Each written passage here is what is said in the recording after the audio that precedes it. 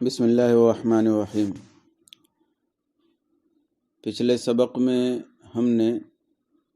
ظاہر الروایہ اور نوادر اور فتاویٰ کے تعلق سے پڑھا، یا یہ کہہ لیجئے کہ احناف کے نزدیک مسائل کے جو طبقات ہیں اس تعلق سے ہم نے پڑھا۔ اب یہاں پر ایک بات یہ آئی، کیا ظاہر الروایہ اور روایت الاصول کے درمیان کچھ فرق ہے؟ تو بعض لوگوں نے تفریق کی ہے اور عام طور سے ہے کہ دونوں کے درمیان کوئی فرق نہیں ہے۔ چنانچہ علامہ ابن کمال باشا یہ ان لوگوں میں سے ہیں جنہوں نے روایت الاصول اور ظاہر الروایہ کے درمیان فرق کیا ہے۔ چنانچہ جب مبسوط سرخسی میں جو ایک روایت ذکر ہے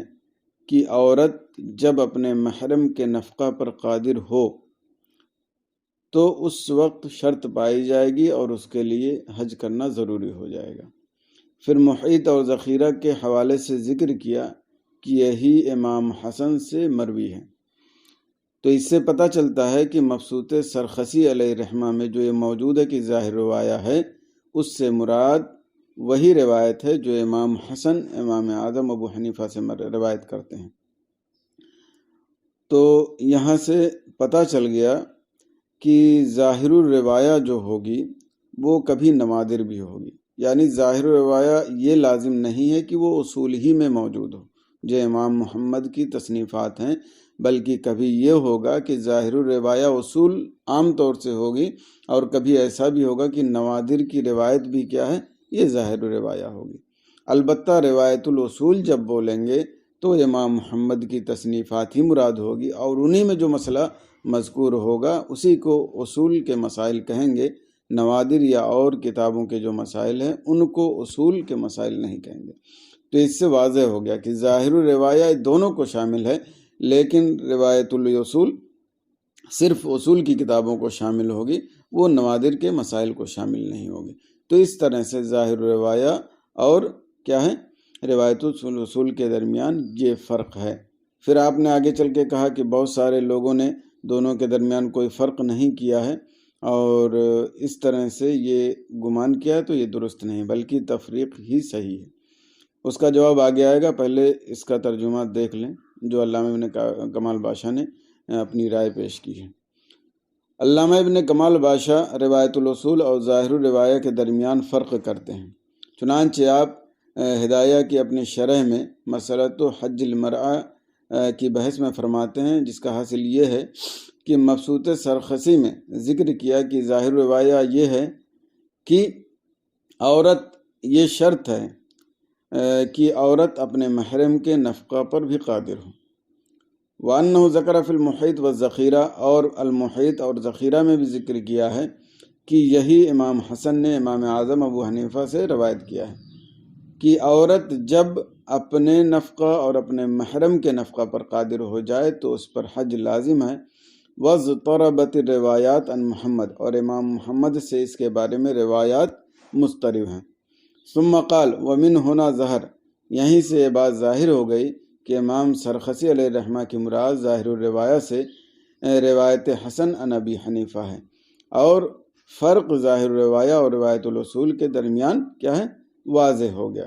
کیونکہ اصول سے مراد مبسوط، جامع صغیر، جامع کبیر، زیادات اور سیر کبیر وغیرہ ہیں۔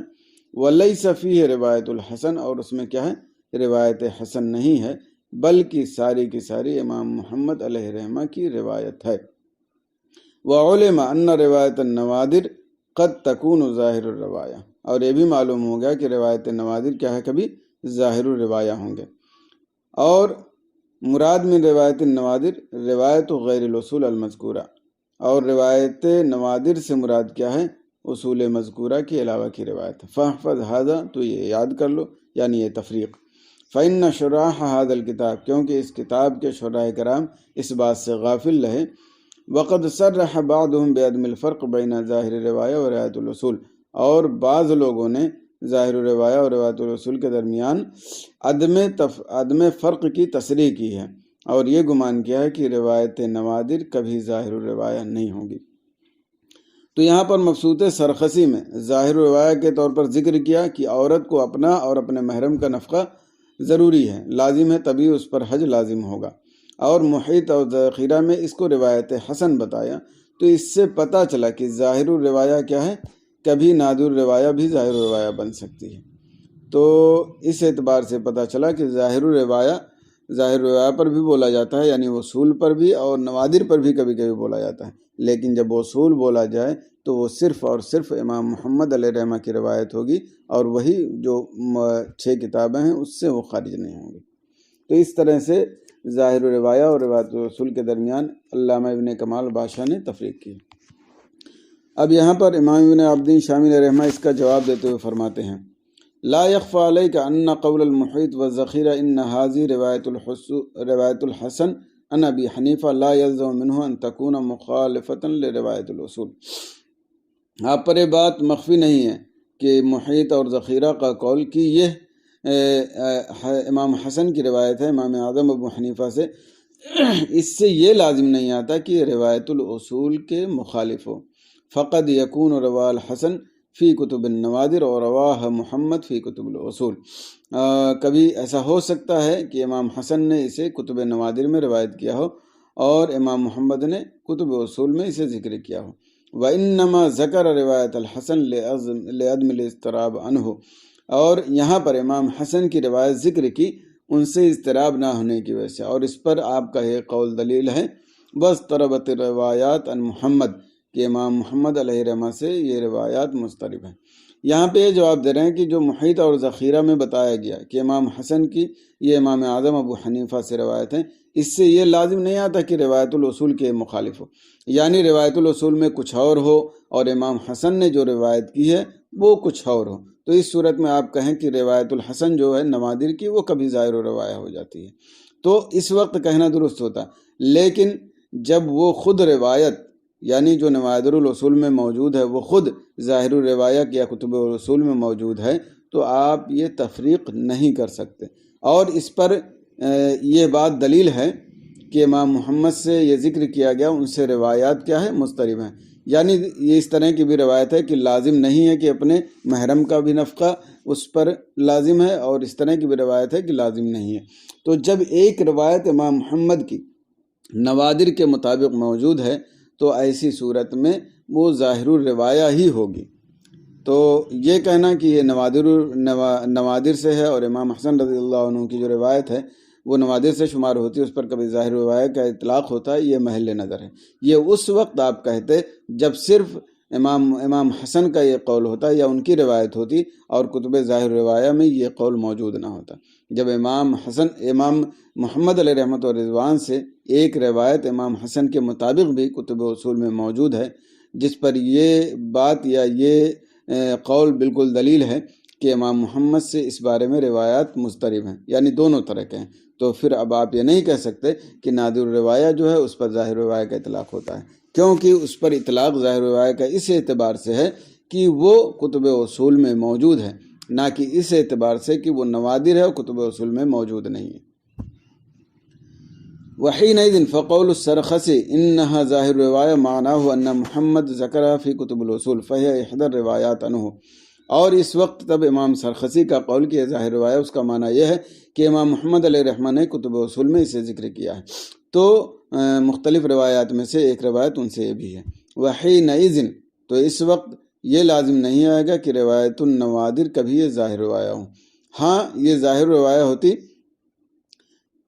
ظاہر روایہ ہے جبکہ کتب اصول میں بھی اسے ذکر کیا ہے، جیسا کہ یہ مسئلہ ہے، یعنی نادر روایہ یہ ظاہر روایہ نہیں ہوتی، البتہ اگر نادر روایہ میں بھی وہ مسئلہ موجود ہے اور ظاہر روایہ میں بھی وہ مسئلہ موجود ہے تو اب یہ کہیں گے کہ نادر روایہ میں جو روایت موجود ہے وہ ظاہر روایہ، لیکن اس حیثیت سے نہیں کہ فقط نادر روایہ میں وہ موجود ہے، بلکہ اس حیثیت سے کہ جو نادر روایہ میں عبارت موجود ہے وہ ظاہر روایہ میں بھی موجود ہے، تو اس اعتبار سے اسے ظاہر روایہ کہیں گے۔ تو اس سے یہ لازم نہیں آتا کہ نادر روایہ کو ظاہر روایہ کہیں، کیونکہ جب ظاہر روایہ میں وہ عبارت موجود ہے یا وہ مسئلہ موجود ہے تو اس جہت سے اس کو ظاہر روایہ کہتے ہیں۔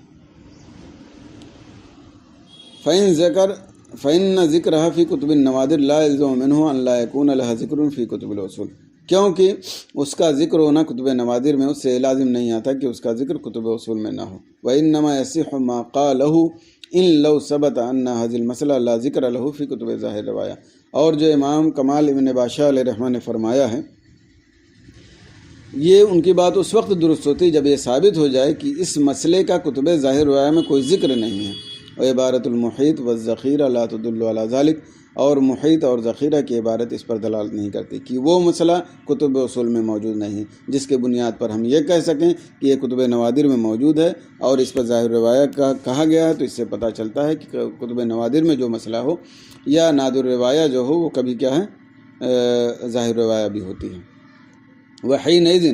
فلا وجہ لجزمہ بالغفلہ علی شرائع الہدایہ الموافق کلامہم لما قدمناہ، اور اس وقت تو ان کے جزم کی شرائع ہدایہ پر غفلت کے اعتبار سے اس کی کوئی وجہ نہیں ہے، کیونکہ ان کا کلام اس کے موافق ہے جو ہم نے ذکر کیا۔ یعنی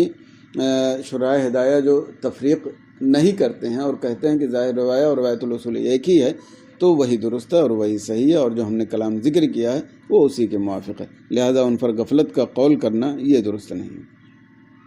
تتمہ السیر جمع سیرہ و طریقہ فی الامور، سیر جو ہے کیا ہے، سیرہ کی جمع ہے، اور یہ امور میں طریقہ پر بولا جاتا ہے، اور شرع میں تختص بسیر النبی صلی اللہ علیہ وسلم فی مغازی ہے، اور شریعت کے اعتبار سے حضور نبی کریم صلی اللہ علیہ وسلم کے سیر سے متعلق ہوتا ہے جو مغازی میں ہوتے ہیں یا جو آپ کے مغازی میں پیش آئے۔ قضا فی الہدایہ، ایسا ہی ہدایہ میں ہے۔ قال فی المغرب، اور مغرب میں فرمایا وقالوا السیر الکبیر فوصفوها بصفت المذکر لقیامها مقام المضاف الذی هو کتاب، السیر الکبیر کہا تو اس کی صفت کیا ہے، مذکر کے ساتھ لائے، کیونکہ وہ مضاف کے قائم مقام ہے اور وہ کتاب ہے۔ یعنی السیر الکبیر اگر دیکھا جائے تو سیر جمع ہے تو کبیر کو بھی جمع ہونا چاہیے اس اعتبار سے، تو کہہ رہے ہیں یہاں پہ کبیر کو جو ہے صفت جو ہے وہ مذکر لائے ہیں کیونکہ وہاں پر یہ مضاف کے قائم مقام ہے، یعنی یہاں پر اصل عبارت یہ ہے کتاب السیر الکبیر، تو کتاب کے اعتبار سے کیا ہے، الکبیر آئی، کا قولہم، جیسے کہ لوگوں کا قول صلاۃ الظہر۔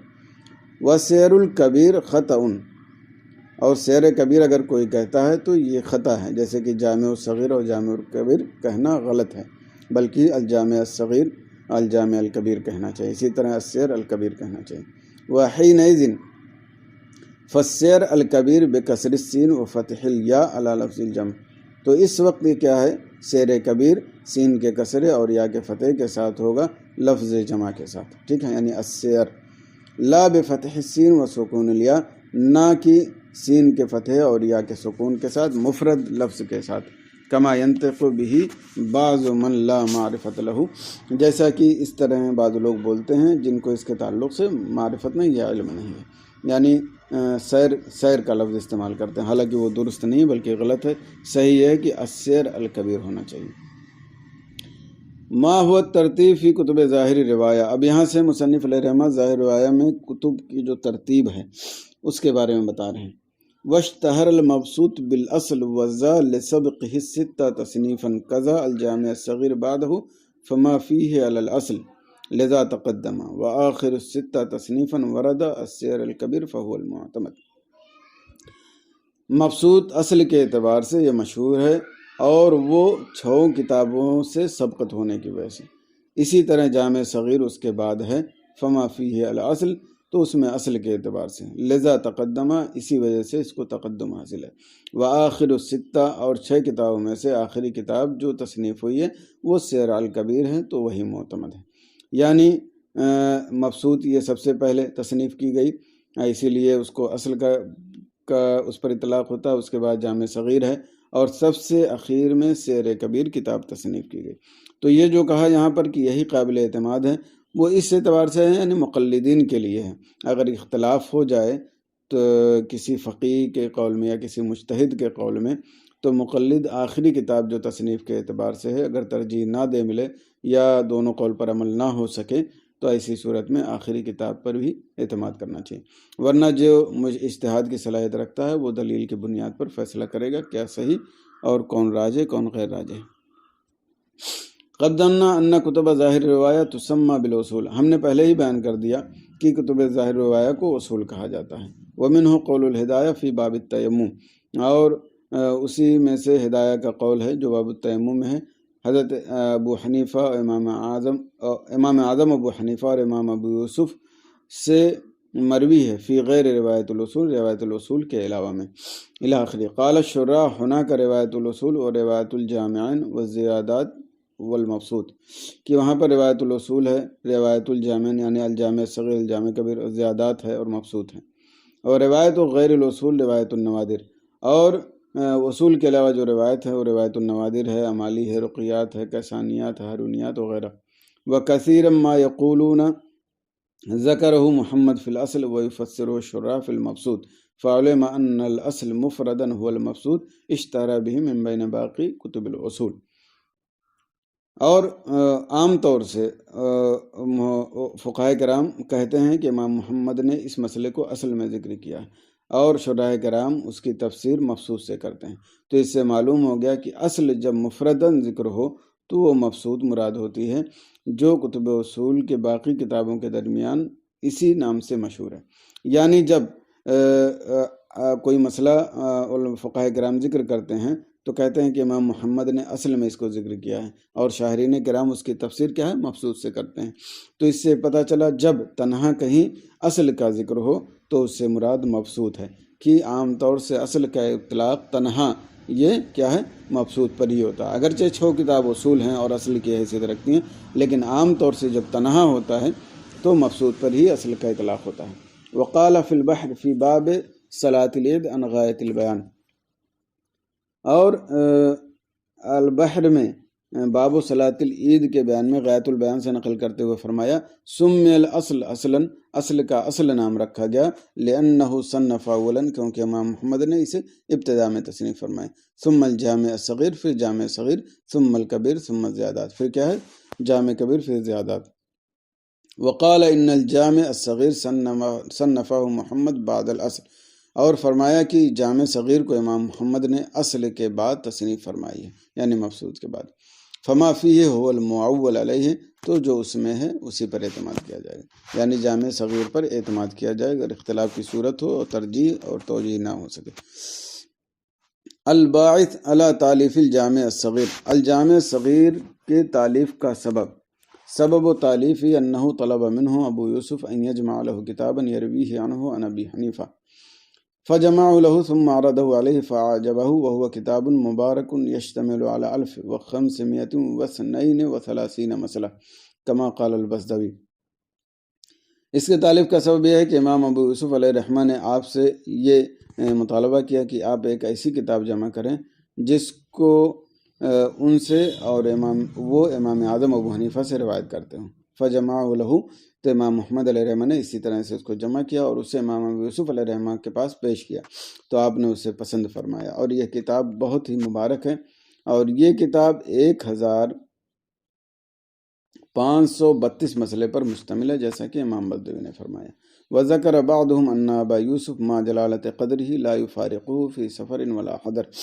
اور بعض لوگوں نے ذکر کیا ہے کہ امام ابو یوسف اپنی جلالت کے باوجود بھی سفر و حضر میں اس کتاب کو اپنے ساتھ رکھتے۔ وقال علی الرازی یقول من فہم هذا الکتاب،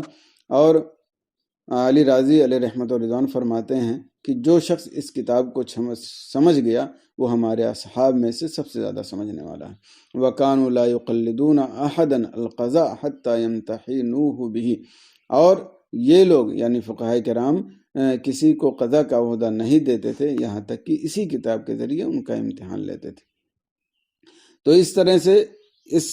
بیان سے یہ پتہ چل گیا کہ جامع صغیر کا وجود کیسے ہوا۔ امام ابو یوسف علیہ الرحمہ نے آپ سے طلب کیا، امام محمد علیہ الرحمہ نے لبیک کہا اور وہ کتاب جمع کی۔ امام ابو یوسف علیہ الرحمہ نے اسے پسند بھی فرمایا، بلکہ بعض لوگوں کے مطابق امام ابو یوسف جبکہ وہ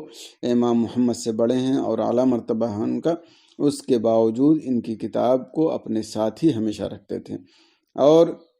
اس کتاب کے ذریعے اگر کوئی اس کو سمجھ لیتا پورے طور سے تو ائمہ احناف میں وہ سب سے زیادہ فقہ کا ماہر سمجھا جاتا۔ اسی طرح کوئی قاضی نہیں بنایا جاتا تھا یہاں تک کہ اس کتاب کے ذریعے اس کا امتحان لیتے تھے۔ تو اس سے الجامع الصغیر کی اہمیت بالکل واضح ہو جاتی ہے کہ ان کے استاذ بھی اس کتاب کو بڑی عزت کی نظر سے دیکھتے بلکہ اپنے ساتھ رکھتے تھے، اور اس کتاب کے ذریعے لوگوں کا امتحان بھی ہوتا تھا قاضی کے عہدے پر فائز کرنے کے لیے۔ اس کتاب کے ذریعے ائمہ احناف کو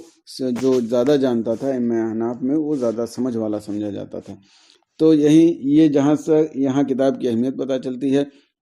وہیں پر یہ بھی معلوم ہوتا ہے کہ کوئی ضروری نہیں ہے کہ وہ استاذ اور شاگردی کے بنا پر صرف استاذ ہی کا کام والا مرتبے کا ہو اور کیا بولتے ہیں شاگرد کا اس سے بڑھ کر نہیں ہو سکتا۔ ایسا ہو سکتا ہے کہ شاگرد اپنے استاذ سے بڑھ کر کام کرے اور اس سے بہتر بھی کام کرے، کیونکہ انسان کی صلاحیت الگ الگ ہوتی ہے اور مصروفیات بھی الگ الگ ہوتی ہے۔ تو کبھی ایسا ہوتا ہے کہ استاذ باصلاحیت ہونے کے باوجود وہ کام نہیں کر پاتا،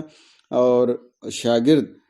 اگرچہ کم ہو صلاحیت میں یا زیادہ ہو، لیکن اپنے وقت نکال کر کے یا استاذ کی بات مان کر کے وہ بہت اچھا کام کر جاتا ہے۔ اور ایک بات یہ بھی پتہ چلی کہ استاذ کو شاگرد کے کاموں کو سراہنا کرنی چاہیے، ان کی تشجیع کرنی چاہیے، ان کی حوصلہ افزائی کرنی چاہیے، اور یہ کبھی نہیں سوچنا چاہیے کہ اگر ہم نے شاگرد کی حوصلہ افزائی کر دی تو مجھ سے آگے بڑھ جائے گا اور میری عزت نہیں کرے گا۔ اس طرح کی باتیں نہیں سوچنی چاہیے۔ اللہ تبارک و تعالیٰ جسے چاہے گا عزت دے گا اور جسے چاہے ذلت دے گا، یہ ہمیشہ قرآن کی روشنی میں اپنے ذہن میں بات بیٹھا لینی چاہیے۔ بہرحال جس کا جو مقام ہے، چاہے وہ شاگرد ہو، چاہے وہ استاذ ہو، چاہے بڑا ہو، چاہے چھوٹا ہو، اس کو وہ مقام دینا چاہیے ہمیں اور آپ سبھی لوگوں کو، تاکہ حالات ہمیشہ بہتر رہیں۔ جب انزل الناس منازلہم پر ہم عمل کریں گے تو انشاءاللہ فتنے و فساد کبھی نہیں ہوں گے، یا ہوں گے تو وہ دب کر رہ جائیں گے۔ وفی غایت البیان عن فخر الاسلام ان الجامع الصغیر لما عرض على ابی یوسف استحسنه وقال حفظ ابو عبداللہ فقال محمد انا حفظتها ولكنه نسي وهي 6 مسائل ذکرها في البحر في باب الوتر والنوافل۔ غایت البیان میں فخر الاسلام علیہ رحمت و رضوان سے مروی ہے کہ جامع صغیر جب امام ابو یوسف علیہ رحمہ پر پیش کی گئی تو آپ نے اسے پسند فرمایا، اور آپ نے فرمایا کہ ابو عبداللہ یعنی امام محمد علیہ رحمہ نے اس مطلب مسائل کو سارا یاد کر لیا۔ فقال محمد، تو امام محمد علیہ رحمہ نے فرمایا کہ میں نے تو یاد کر لیا، محفوظ کر لیا، لیکن وہ بعض مسائل بھول گئے، اور وہ 6 مسائل ہیں۔ ذکرہ فی البحر فی باب الوتر والنوافل، اور اس کو البحر میں باب الوتر والنوافل کے باب میں ذکر کیا ہے۔ تو یہاں سے بھی پتہ چلا کہ کوئی ضروری نہیں ہے کہ استاذ کو ہر چیز یاد ہو، ایسا بھی ہو سکتا ہے استاذ کچھ چیزیں بتا کر بھول بھی جائے اور وہ شاگردوں کو یاد رہیں، اور انسان خطا و نسیان سے مرکب ہے، تو ایسا ہو سکتا ہے کہ سینکڑوں ہزاروں مسائل ہیں، کہیں کوئی مسائل بھول جائے، کہیں چھوٹ جائے، تو اس کی بنیاد پر کسی کے وقار پر کہ کسی کے علم پر کوئی حرف نہیں آتا۔ یہ ہر شاگرد کو اور ہر طالب علموں کو اپنے ذہن میں رکھنا چاہیے۔ اور وہ 6 مسائل حاشیے میں بھی مذکور ہیں، آپ اسے دیکھ سکتے ہیں۔ پہلے مسئلے کو ذکر کیا ہے کہ کوئی شخص ہے جو پہلی 2 رکعتوں میں سے ایک میں پڑھے اور دوسری 2 رکعتوں میں سے کسی ایک ہی میں پڑھے، تو وہ 4 رکعت کی قضا کرے گا۔ قال ابو یوسف وانما رویت لک انه یلزمه قضاء رکعتین، امام ابو یوسف علیہ رحمہ نے فرمایا کہ میں نے اس کی روایت کی ہے کہ 2 رکعت کی قضا کرے گا۔ تو امام محمد علیہ رحمہ فرماتے ہیں کہ 4 ہی رکعت کے بارے میں امام ابو یوسف علیہ رحمہ نے فرمایا تھا، 2 رکعت کا کہنا ان کے نسیان اور بھول کی وجہ سے۔ باقی مسائل آپ حاشیے میں دیکھ سکتے ہیں۔ وقال فی البحر فی بحث التشہد، اور البحر میں بحث التشہد کے باب میں فرمایا کل تعلیف لمحمد بن الحسن موصوف بالصغیر فهو باتفاق الشیخین ابی یوسف و محمد بخلاف الکبیر فإنه لم يعرض على ابی یوسف۔ انتہا۔ ہر وہ تالیف جو امام محمد بن حسن علیہ رحمت و رضوان کی صغیر سے موصوف ہے تو وہ شیخین کے اتفاق سے ہے، یعنی امام ابو یوسف اور امام محمد کے اتفاق سے وہ باتیں وہاں پر موجود ہیں، برخلاف کبیر کے۔ تو یہ جو کبیر سے موصوف ہے امام ابو یوسف علیہ رحمہ پر نہیں پیش کی گئی، یعنی جو صغیر نام سے موسوم ہے امام محمد بن حسن الشیبانی علیہ رحمہ کی کتاب، تو اس پر امام محمد تو خود ہیں ہی، ان کی رائے ہے، لیکن امام ابو یوسف علیہ رحمہ کو بھی ان باتوں سے اتفاق ہے، کیونکہ یہ کتابیں امام ابو یوسف علیہ رحمہ پر پیش کی گئی اور انہوں نے اسے پسند فرمایا، لیکن جو کبیر کے نام سے موسوم ہوئی وہ حضرت امام ابو یوسف علیہ رحمہ پر نہیں پیش کی جا سکی، اس لیے یہ نہیں کہا جا سکتا کہ دونوں کا اس کتاب پر بھی اتفاق ہے۔ وقال المحقق ابن امیر حاج الحلبی فی شرح علی المنیہ فی بحث التسمیع ان محمدا قرأ اکثر الکتب علی ابی یوسف الا ما كان فیہ اسم الکبیر فانه من تصنیف محمد کالمضاربہ الکبیر والزراع الکبیر والمعزون الکبیر والجامع الکبیر والسیر الکبیر۔ محقق ابن امیر حاج الحلبی منیہ کی شرح میں بحث التسمیع کے باب میں فرماتے ہیں کہ امام محمد نے اکثر کتب امام ابو یوسف پر پڑھی ہے مگر وہ جس میں اسم کبیر ہو یا کبیر کا نام ہو جس کتاب کا، تو وہ امام محمد کی خالص تصنیف سے ہے، جیسے کہ مضاربہ کبیر، زراع کبیر، معزون کبیر، جامع کبیر، سیر کبیر۔ تو یہ مطلب ہوا کہ عام طور سے امام محمد علیہ الرحمہ نے جو صغیر کے نام سے خاص طور سے، اس کے علاوہ دوسری کتابیں بھی امام یوسف علیہ الرحمہ پر پیش کی ہیں، مگر وہ کتابیں جو کبیر سے موسوم ہیں وہ خالص امام محمد کی تصنیف ہے، امام ابو یوسف علیہ الرحمہ پر وہ کتاب پیش نہیں کی گئی۔ وذکر المحقق ابن الحمام کما فی فتاوی تلمیذہ العلامہ قاسم ان ما لم یحکی محمد فیہ خلافا فہو قولہم جمیعا۔ بہت اہم بات یہاں پر امام ابن عابدین شامی علیہ رحمہ فرماتے ہیں، اس کو ہمیں اور سب کو ذہن میں رکھنا چاہیے۔ محقق ابن الحمام علیہ رحمہ نے ذکر کیا ہے، جیسا کہ آپ کے تلمیذ علامہ قاسم کے فتاوی میں ہے، کہ جس میں امام محمد علیہ رحمہ خلاف ذکر نہ کریں تو وہ تمام لوگوں کا قول ہے، یعنی ائمہ ثلاثہ وغیرہ کا قول ہے۔ یعنی اگر امام محمد علیہ رحمہ کوئی مسئلہ ذکر کرتے ہیں اور اس میں کوئی خلاف نہیں ذکر کیا امام اعظم ابو حنیفہ کے اصحاب کا یا خود امام اعظم علیہ رحمہ کا، تو اس کا مطلب یہ ہے کہ وہ ائمہ نحو کا بالاتفاق قول ہے۔ سیر صغیر کے بارے میں تو الجامع صغیر کے بارے میں تو بتا دیا کہ اس کے مطلب تالیف کا سبب کیا ہے، اور یہاں پر سیر الکبیر کی تالیف کا سبب بتا رہے ہیں۔ کبھی علماء کی جو آپسی علمی چپقلش ہوتی ہے اس کی بنیاد پر بھی کتابیں وجود میں آتی ہیں، تو علمی چپقلش میں کوئی حرج بھی نہیں ہے، اور یہ ہونا چاہیے، اس کی بنیاد پر بہت بڑے بڑے کام ہو جاتے ہیں۔ لیکن یہ ہے کہ کبھی علمی چپقلش کو اپنی ذاتی چپقلش یا ذاتیات پر بات کرنا، گفتگو کرنا، کلام کرنا، یہ کبھی بھی ایک باوقار عالم کا طریقہ کار نہیں رہا۔ اس سے ہمیشہ ایک انسان کو بچنا چاہیے، خاص طور سے علماء اور مفتیان کرام کو۔ ضرور آپ کو رد کرنا ہے، نہیں قبول کرنا ہے، کچھ دکھانا ہے، کچھ بتانا ہے، دلیل کی روشنی میں بتا دیجئے، دلیل کی روشنی میں رد کر دیجئے مہذب انداز میں، لیکن کبھی بھی ذاتیات پر نہیں آئیے اور بے انداز گفتگو کبھی نہیں کرنا چاہیے۔ وذکر الامام شمس الائمہ السرخسی فی اول شرح علی السیر الکبیر ہوا آخر تصنیف صنفہ محمد فی الفقہ۔ امام شمس الائمہ سرخسی نے سیر کبیر کی شرح کے شروع میں فرمایا یا ذکر کیا، یہ آخری تصنیف ہے جسے امام محمد نے فقہ میں تصنیف فرمائی، یعنی السیر الکبیر۔ ثم قال وکان سبب تالیفی، پھر آپ نے فرمایا اس کی تالیف کا سبب یہ ہے کہ سیر صغیر عبد الرحمن بن عمرو اوزاعی علیہ رحمہ کے پاس پہنچی، جو اہل شام کے بڑے عالم ہیں۔ فقال لمن ھذا الکتاب، تو امام اوزاعی علیہ رحمہ نے فرمایا کہ یہ کتاب کس کی ہے؟ تو بتایا گیا کہ امام محمد عراقی علیہ رحمہ کی ہے۔ تو آپ نے کہا ما لأہل العراق والتصنیف فی ھذا الباب، اہل عراق اور اس باب میں تصنیف، فإنہ لا علم لهم بالسیر، کیونکہ انہیں تو سیر اور مغازی رسول اللہ صلی اللہ علیہ وسلم ان کے اصحاب کے بارے میں کچھ خبر ہی نہیں ہے، جو شام کے اور حجاز کی طرف ہوئے عراق کے سوا۔ یعنی اہل عراق جو ہیں، جو عراق میں مغازی وغیرہ پیش آئے، انہی کے بارے میں صرف ان کو علم ہے، باقی جو شام کی جانب اور حجاز کی جانب رسول اللہ صلی اللہ علیہ وسلم نے غزوہ کیا اور ان کے صحاب نے جو مطلب جنگ کی، اس کے بارے میں انہیں کوئی علم نہیں ہے۔ فَإِنَّ مُحْدَثَةٌ فَتْحًا، تو عراق کیا ہے مطلب جلد ہی فتح ہوا ہے، تو ان کے بارے میں ان کو علم ہوگا، لیکن اور ساری چیزوں کے بارے میں علم نہیں۔ تو جس کے بارے میں علم نہیں ہے اس فن میں وہ تالیف کیسے کر سکتا ہے؟ امام اوزاعی علیہ رحمہ نے یہ تبصرہ کیا۔ فبلغ ذلك محمدا فغازه ذلك وفرغ نفسه حتى تصنف هذا الكتاب، تو امام محمد علیہ رحمۃ و رضوان کو یہ بات پہنچی، فغازه ذلك، تو آپ اس کی وجہ سے ناراض ہوئے اور اپنے ذات کو فارغ کیا، یہاں تک کہ یہ کتاب تصنیف فرمائی۔ فحکی انه لما نظر فيه الاوزاعی،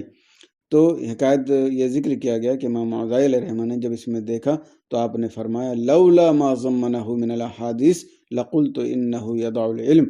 اگر آپ اس کتاب میں احادیث کو ذکر نہیں کرتے تو میں کہتا یہ علم گڑھتے ہیں،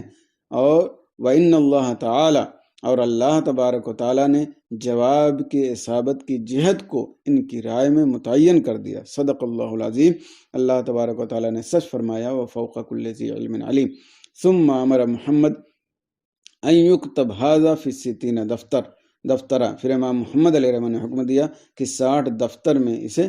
لکھا جائے، وَأَن يُحْمَلَ عَلَى عَجَلَةٍ إِلَى بَابِ الْخَلِيفَةِ، اور یہ ہے کہ سواری پر اسے خلیفہ کے دروازے تک لے جایا جائے۔ فَأَعْجَبَهُ ذَلِكَ، تو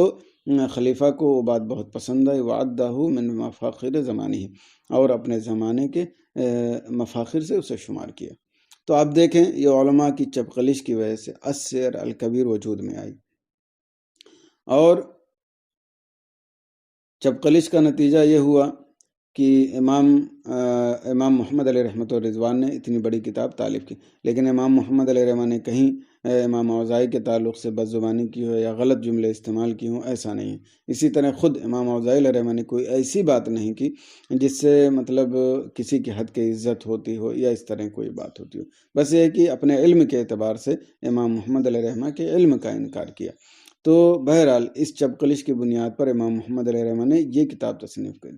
لیکن یہاں پر دیکھیے دونوں کی مطلب فوقیت بالکل ظاہر ہوتی ہے۔ امام اوزاعی علیہ رحمہ کو جب السیر الکبیر ملی تو ایسا نہیں ہوا کہ آپ ہر درمی پہ آگئے کہ میں نے جب کہہ دیا کہ امام محمد علیہ رحمہ کو اس کے بارے میں علم ہی نہیں ہے، تو آپ چاہیں وہ کتنوں علم لا کر کے جمع کر دیں کسی کتاب میں، ہم تسلیم ہی نہیں کریں گے، ہم یہی کہیں گے کہ ہم نے جو کہا وہی صحیح ہے، امام محمد کو اس کے بارے میں کیا علم۔ لیکن آپ نے ایسا نہیں کہا۔ جب امام محمد علیہ رحمہ نے پوری تحقیق اور تفتیش کے ساتھ السیر الکبیر تصنیف فرمائی اور امام اوزاعی علیہ رحمہ کے ہاتھ میں گئی، تو انہوں نے بالکل اس کا اعتراف کیا اور یہ کہا کہ اگر احادیث وغیرہ انہوں نے اپنی کتاب میں ذکر نہیں کی ہوتی تو میں کہتا یہ علم وضع کرتے ہیں، گڑھتے ہیں اپنی طرف سے۔ اور پھر اپنی رائے کا اظہار بھی کیا اور فرمایا کہ اللہ تبارک و تعالیٰ نے جواب کے صحیح ہونے میں ان کی رائے میں متعین کر دیا۔ آپ سوچئے امام اوزاعی علیہ رحمہ نے پہلے کون سی بات کہی تھی اور کتاب دیکھ کر اب کتنی بڑی بات کہہ رہے ہیں کہ امام محمد علیہ رحمہ کی رائے میں ہی صواب ہے۔ تو یہ بہت بڑی بات ہے۔ ایسا کیوں؟ کیونکہ یہ جو بڑے علماء ہیں، پہلی بات تو یہ قرآن و حدیث ان کے روشنی ذہن میں ہوتی ہے اور ساتھ میں وہ اس کے مطابق عمل کرتے ہیں۔ ایسا نہیں ہے کہ ہم پڑھتے لکھتے رہیں لیکن عمل کرنے کی کوشش نہ کریں۔ پڑھنے کے ساتھ ساتھ یہ لوگ عمل کرنے کے بھی عادی تھے، حق جیسے ہی واضح ہوتا فوراً قبول کر لیتے۔ چنانچہ امام اوزاعی علیہ رحمہ نے جب یہ ساری چیزیں دیکھی تو آپ نے امام محمد کی رائے میں ثواب کو متعین کیا اور ان کے علم کا اعتراف بھی کیا اور اللہ تبارک و تعالیٰ کے فرمان کو یاد بھی کیا، وَفَوْقَ كُلِّ ذِي عِلْمٍ عَلِيمٍ۔ اگر انسان اس چیز کو اپنے ذہن میں ہمیشہ رکھے تو کبھی انانیت، کبھی تکبر، کبھی گھمنڈ نہیں ہوگا، اور ہر عالم خواہ چھوٹا ہو خواہ بڑا ہو، اور ہر مفتی خواہ چھوٹا ہو بڑا ہو، اس کا احترام اور عزت کرے گا، اور جب حق واضح ہو جائے گا تو قبول کر لے گا۔ آج کے دور کے اعتبار سے نہیں، جیسے دیکھا جائے کہ اگر کوئی مفتی یا کوئی عالم، عموماً بہت سارے ایسے لوگ ہیں جو اپنی غلطی کا اعتراف کر لیتے ہیں، خاص طور سے اگر حضور فقیہ ملت علیہ رحمہ کی زندگی آپ دیکھیں تو کچھ مسائل میں آپ سے بھی سہو ہوا، لیکن آپ نے فوراً اس سے رجوع کیا اور اس کا اعتراف کیا۔ یہی ہونا چاہیے، ایک فقیہ اور مفتی کی عادت ہونی چاہیے۔ لیکن آج کل ایسا کیا ہے، آپ نے اگر کہیں سے آپ سے سہو ہو گیا تو آپ اس کو گھما پھرا کے تعویل کر کے آپ کے ایسا بھی لگتا ہے کبھی کبھی، اب یقینی طور پر تو نہیں کہہ سکتے، لیکن ایسا بھی لگتا ہے کہ سامنے والے کے دل میں وہ بات بیٹھ گئی ہے کہ ہمارے بندے مقابل کی بات صحیح ہے، لیکن اس کے باوجود بھی وہ اسے قبول نہیں کرے گا، بلکہ یہی کہے گا کہ جو میں نے کہا وہی صحیح ہے، وہی درست ہے۔ تو ایسا نہیں ہونا چاہیے، اس طرح کی باتیں نہیں ہونی چاہیے کہ جاننے کے باوجود کہ وہ فوق کل ذی علم علیم۔ ایسا ہو سکتا ہے کہ آپ کی رائے یا آپ کا علم وہاں تک نہ پہنچ سکے جو دوسرے کا علم خواہ چھوٹا ہو خواہ بڑا ہو وہ پہنچ جائے۔ تو ایسی صورت میں ہمیں ان ساری چیزوں کو اپنے ذہن میں رکھنا چاہیے اور کبھی غلط کو غلط کہنے میں اور صحیح کو صحیح کہنے میں حد کی عزت نہیں سمجھنی چاہیے، خواہ وہ معاملہ اپنے خلاف ہی کیوں نہ ہو۔ یہی شریعت ہمیں اور آپ سب کو بلاتی ہے اور اسی پر عمل کرنے کی دعوت دیتی ہے۔ ایک عالم کا یہی وقار بھی ہے۔ پھر امام محمد نے جب حکم دیا تو وہ 60 دفتروں میں خلیفہ کے دروازے پر لے جایا گیا. خلیفہ نے اسے پسند بھی فرمایا اور اپنے زمانے کے مفاخر سے بھی شمار کیا. اس سے یہ بھی پتہ چلتا ہے کہ جو شخص علمی کام کرے اس کی تشجیع ہونی چاہیے اور بہترین طریقے سے ہونی چاہیے تاکہ وہ مزید آگے اپنا کام دینی اور ملی کا کر سکے. ایسا نہ ہو کہ کوئی کام کر رہا ہے تو دوسرے لوگ ٹانگ کھینچنے کی کوشش کریں، جیسا کہ عام طور سے ایسا ہوتا ہے، بلکہ تشجیع ہونی چاہیے. اپنا ذاتی اختلاف الگ جگہ، مسائل کا اختلاف الگ جگہ، لیکن علمی جو پیرایا ہوتا ہے اس کی تشجیع ہمیشہ کرنی چاہیے اور کھلے دل سے کرنی چاہیے اور اپنے دل کو بالکل وسیع رکھنا چاہیے. آج کل ہمارے ہاں جیسے علماء میں خاص طور سے دل میں تنگی بہت ہوتی ہے، کسی کے کام کو دیکھ کر منہ بگاڑنے لگتے ہیں اور تشجیع کرنے، ایک جملہ جلدی بولنے کی مطلب ہمت نہیں جٹاتے ہیں کہ کہیں اس کا نام نہ ہو جائے، کہیں عزت نہ ہو جائے، کہیں آگے نہ بڑھ جائے. یہ بہت مطلب نچلی سطح کی سوچ ہے جو عام طور سے جہلا اور عوام سوچتے ہیں. یہ ایک عالم کی شان نہیں ہے کہ وہ اس طرح سوچے. ہمیں اور آپ کو اس کو کوشش کر کے اس میں بدلاؤ لانے کی سخت ضرورت ہے. وفيه شرح الأشباه للبيري قال علماؤنا إذا كانت الواقعة مختلفا فيها فالأفضل والمختار للمجتهد أن ينظر بالدلائل وينظر إلى الراجح عنده والمقلد يأخذ بالتصنيف الأخير وهو السير إلا أن يختار المشايخ المتأخرون خلافه فيجب العمل به ولو كان قول ظفر. اور امام بیری کی شرح الاشباہ میں ہے، وہ کہتے ہیں کہ ہمارے علماء نے فرمایا کہ جب واقعہ مختلف ہی ہو یا کوئی مسئلہ مختلف ہی ہو تو افضل اور مختار مجتہد کے لیے یہ ہے کہ وہ دلائل میں دیکھے اور جو راجح ہو اس پر عمل کرے یا اس کے اعتبار سے ہی لوگوں کو مسئلہ بتائے. والمقلد، اور مقلد کیا ہے؟ آخری تصنیف کے اعتبار سے مسئلہ لے گا اور وہ سیر ہے، مگر ہے کہ مشائخ متاخرین اس کے خلاف کوئی مسئلہ اختیار کریں تو اس وقت مقلد پر اسی پر عمل کرنا واجب ہوگا اگرچہ وہ امام ظفر علیہ رحمہ کا قول ہو. بہت اہم بات ہے، اس کو ذہن میں رکھیں کہ اگر کوئی مسئلہ مختلف فی ہے تو مجتہد کے لیے یہ ہے کہ وہ دلائل کی روشنی میں اور ترجیح دے اور اسی پر عمل کرے، وہ کوئی بھی مطلب کتب اصول میں سے کسی بھی کتاب میں ہو. لیکن اگر مقلد ہے تو اس پر لازم ہے کہ اختلاف کی صورت میں جو آخر کتاب میں مسئلہ موجود ہے اسی مسئلے پر عمل کریں. ہاں اگر مشائخ متاخرین نے اس کے خلاف فتویٰ دیا ہے تو اگرچہ امام ظفر وغیرہ ہی کا کسی قول ہو جس کو ان لوگوں نے ترجیح دی ہے، جس کو اختیار کیا ہے، اسی پر عمل کرنا چاہیے اور اسی کے اعتبار سے ہمیں آگے بڑھنا چاہیے، اس کے خلاف نہیں کرنا چاہیے. آج کا سبق اب یہیں پر ہم ختم کرتے ہیں اور انشاءاللہ آگے جو ہوگا الکافی کے تعلق سے جو 6 کتابوں کی جامع ہے اس کے تعلق سے انشاءاللہ ہم گفتگو کریں گے. اللہ تبارک و تعالی ہمیں ان فقہاء عاملین اور ان علماء کرام کے نقش قدم پر پڑھ کر صحیح طور پر چلنے کی توفیق عطا فرمائے. آمین ثم آمین. السلام علیکم ورحمۃ اللہ وبرکاتہ.